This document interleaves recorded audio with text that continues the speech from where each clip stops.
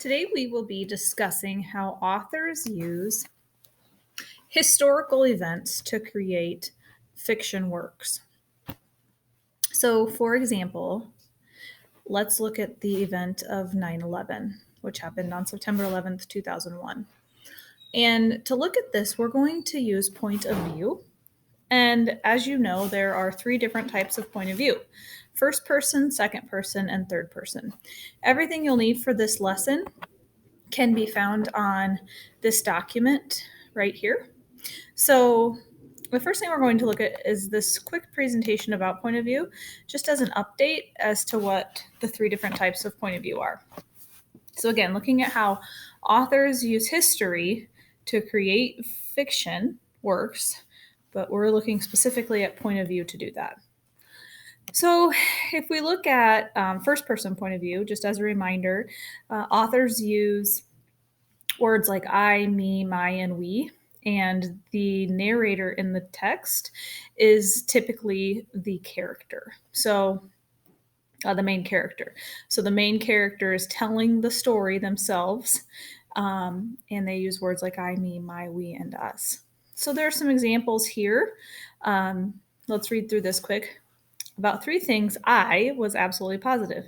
First, Edward was a vampire. Second, there was a part of him, and I didn't know how dominant that part might be, that thirsted for my blood. And third, I was unconditionally and irrevocably in love with him. So you can see that this is obviously from Twilight, if you've read that. She uses the word I. So this novel, Twilight, was written in first person point of view. Next, let's look at second person. This is the type of point of view that you're going to see the most infrequently in a text. It's very rare. And one example of this is choose your own adventure texts. So if you've ever read those are really fun, where you get to choose the next step that you take in your story. But in second person point of view, the narrator is speaking to you or another character. So the narrator would use words like you, yours, you'll, your, and you typically are the character in the text. Again, most rare form of point of view that we see, but important to recognize. And then the last one is third person point of view. So in third person point of view, the narrator is not in the story at all. The author will use words like he, she, him, her, it, or they might call the character by name. So we're just going to pop down here.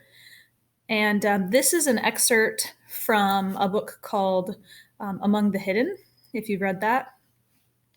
And then out of the corner of his eye, Luke caught a glimpse of something behind one window of the sports family's house.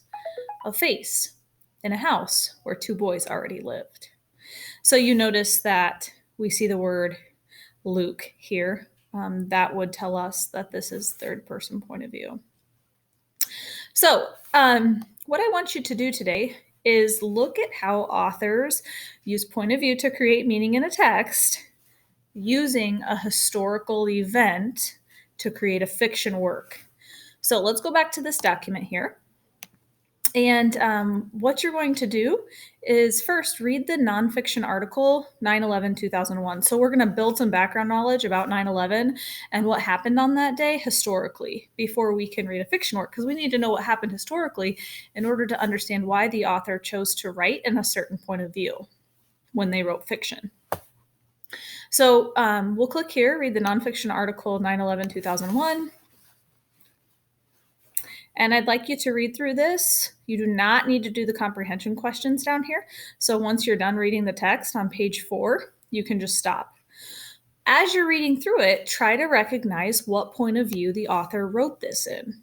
And then you're going to be thinking about, why did the author choose to write this text in this point of view?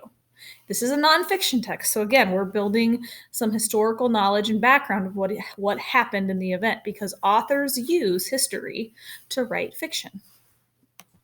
So kind of talk a little bit about why you think the author chose to write this article in this point of view.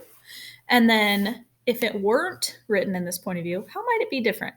So be specific and explain. Once you're done with that, exploring the point of view in the nonfiction historical text, we're going to look at a short story that was actually written by a 13-year-old boy And it's about 9/11, but it's fiction. So we'll come down here to number 5. We're going to click on the 9/11 short story. That'll take us to this link here. And this is a short story about 9/11, and it's fiction. And this author, this 13-year-old boy, obviously used a historical event to create a fiction story, and he wrote it in a certain point of view. So what I'd like you to do is then read this short story. And as you're reading, be looking for the point of view that the author used to write the story. Then you're going to come down here and answer these questions. What point of view is the article written in? Why do you think the author chose to write the article in this point of view? And then how would it be different if it weren't written from this point of view? Be specific and explain. Authors choose to write in a certain point of view in order to shape their story a certain way. So it's very intentional when authors choose the point of view that they want to write in. Once you're done with all of that, I want you to come down here to number 9, and I want you to respond to this prompt. Compare and contrast, so that just means how are they the same or different, the points of view that these two articles are written from. So the nonfiction text, where the author, or where we see the historical event, and then the fiction text that where the author used that historical event to write fiction. So discuss the following. There are 4 bullet points here. How did the point of view help to develop ideas in the texts? How the development of these ideas were the same or different based on the point of view? Because point of view changes the development of ideas. How the articles might have been different if they were written from a different point of view. And then I'd like you to cite direct text evidence from the articles you read. So remember, direct text evidence is exactly what the text said, in quotations typically, okay? Or you can reference it as according to the hero in 9/11 story, and then you would cite whatever evidence, or according to the 9/11 2001 story, and then you would cite your evidence. So when you're done with that, you'll be done with this lesson. If you'd like to do some of the extension questions, those are just questions to get you thinking deeper about the event and how it impacted our country, but it's not necessarily tied to that standard where we're looking at how authors use historical events to create fiction. So, all right, that's all for today. Have a great day and have a fun time working through this lesson.